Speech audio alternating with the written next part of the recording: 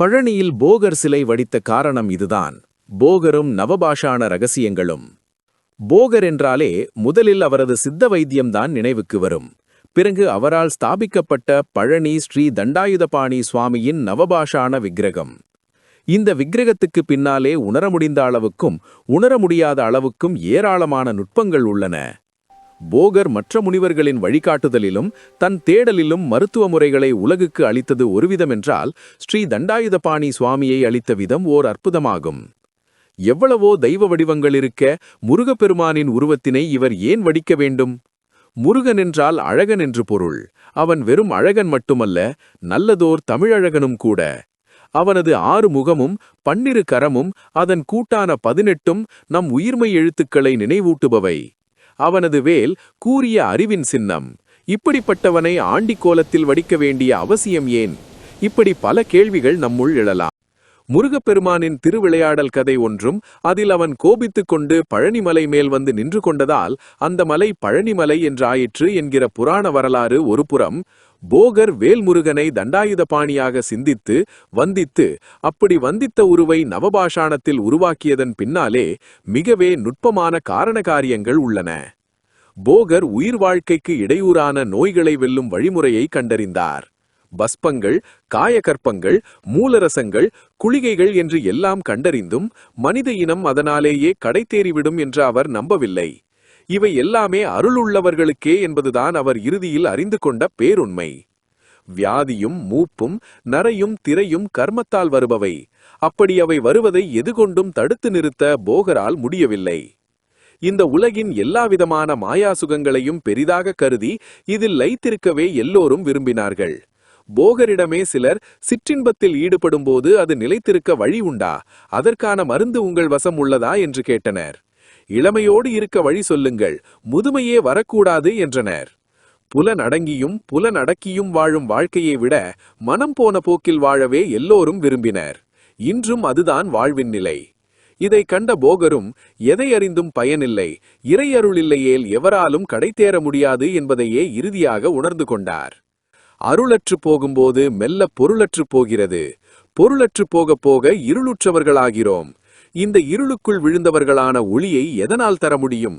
இந்த கேள்வியோடும் மெய்வருத்தத்தோடும் அவர் தவத்தில் மூழ்கவும், குறிப்பாக சித்தர்கள் சக்தியை வாளையாக கன்னிக்குமரியாக வழிபடும் விதத்தில் அவர் வழிபட்டு தவத்தில் மூழ்கவும் அவருக்கு அந்த ஆதிசக்தியின் தரிசனம் கிட்டியது.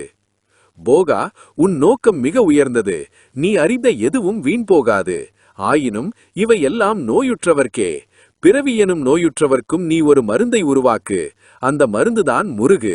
முருகன் சக்தியும் சிவமுமானவன், மாலின் காக்கும் குணப்பாடும் உடையவன், சத்தும் சித்துமாய் வள்ளி தேவானையை உடன் கொண்டவன்.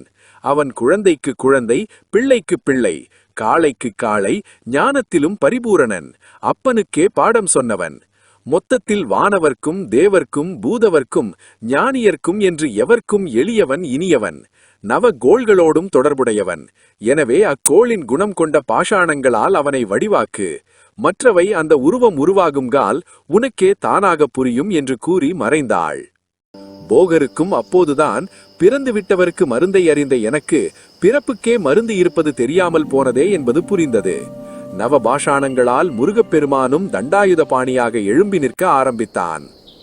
பழனி எம்பதியில் ஷண்முக நதிக்கரையில் ஆசிரமம் கண்ட நிலையில் நவபாஷாணங்களை கொண்டு அந்த ஆதிசக்தி தேவியின் கட்டளைக்கு ஏற்ப அவளது சக்தி சுடரானது பொய்கையில் விழுந்து பின் குளிர்ந்து மலர்ந்து எழுந்து கார்த்திகை பெண்களால் ஆராதிக்கப்பட்டு அதற்கும் பின் 6ம் கூடி ஒன்றாகிய ஆறுமுகனை, கார்த்திகேயனை, அழகன், அதன் காரண பெயரான முருகனை தண்டாயுதபாணியாக தன்னுள் வாங்கி அந்த ஆண்டிக்கோலத்தையே உருவாக்கிறார் போகர்.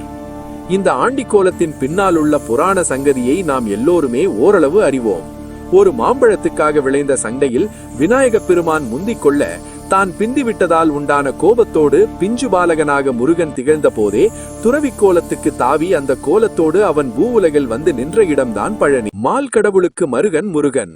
கூட்டி கழித்து பார்த்தால் சிவமும் சக்தியும் மாலும் கணபதியும் முருகனுக்குள் அடங்கியும் ஆனந்தமாய் கலந்தும் இருப்பதை நாம் உணர முடியும். இந்திரன் மகளான தேவயானையை மணக்கப் போய் தேவருலகின் மாப்பிள்ளையாகி அவர்களாலும் துதிக்கப்படுவதன் முருகன். இத்தனை பெரியவனுக்கு மண்ணுலகில் எத்தனையோ கோயில்கள். அதிலெல்லாம் நாம் அவனை நம் விருப்பத்திற்கேற்பவும் அந்த தலத்தின் நோக்கத்திற்கேற்பவும் வடிவமைத்தோம். ஆனால் பழனியில் அவனுக்கு இனிய கோலம் பற்றற்ற ஆண்டி கோலம்தான்.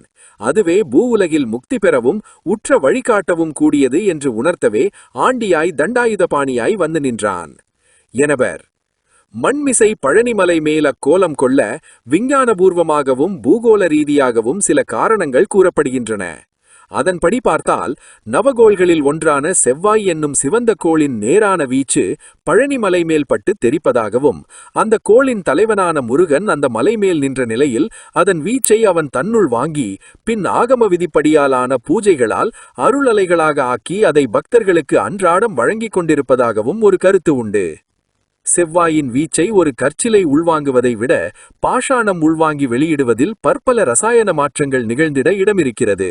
இதனாலேயே போகர் பிரானும் நவபாஷாணத்தால் இந்த சிலையை உருவாக்கினார். இந்த பாஷாணங்கள் ஒவ்வொன்றுமே ஒரு கோளை பிரதிபலிக்கும்.